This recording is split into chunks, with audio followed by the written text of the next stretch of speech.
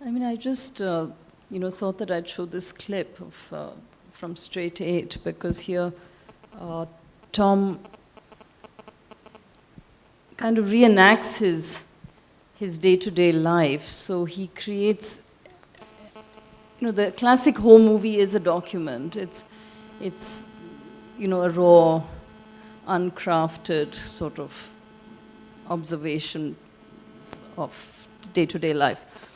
And he then takes that form and he creates this sort of a day in the life of his family and his son, and puts himself in it in this kind of goofy way, which is a kind of reflexive way of making a documentary as well. That tradition is there. So there is I don't see that non-fiction and fiction have been so distinct, that in a way people have played with it and there has been that experimentation, and yet clearly there is such a thing as reality versus completely fabricating. So I feel it's not really that the binaries that I think a lot of documentaries worked with, or not just documentary, I mean any film, even if you're looking at a fiction film.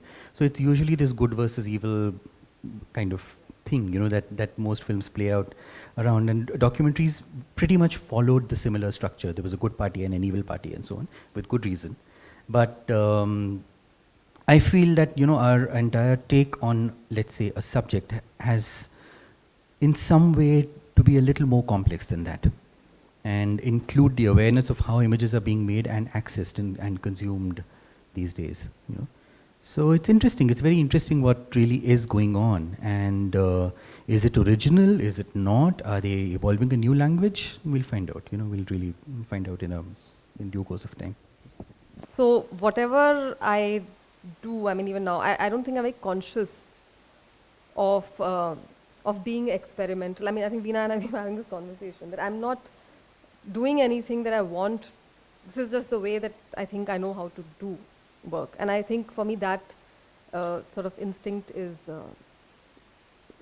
of more value than sort of a very conscious that I'm going to develop a language. I think it evolves on its own. I think we're informed by the things we see around us and the works of our contemporaries and our singers and all of that. But it's not a very conscious mode. I mean, you can be experimental, like the impulse can be there and it can be there in moments in all the films. But I don't know if you decide before you make a film and say, oh, I'm going to make an experimental film. So yeah.